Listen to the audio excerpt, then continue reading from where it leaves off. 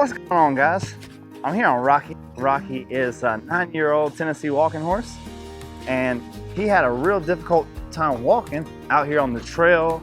Anytime that you would go anywhere, he had a real difficult time just putting his head down like this and walking. So I want you guys to remember the control the head, control the horse series. And if you've seen those videos already, you know that you can do spirals to gain control of the head, and you can flex in motion. Once you have that control of their head, you're gonna have the ability to be able to drop their head. The dropping of the head is so important for like a horse like this. He was stuck with his head high up in the air. This guy would jack his head way up. The more you pulled, the more he pulled, the more you pulled, the more he pulled. And he wasn't able to walk because of it.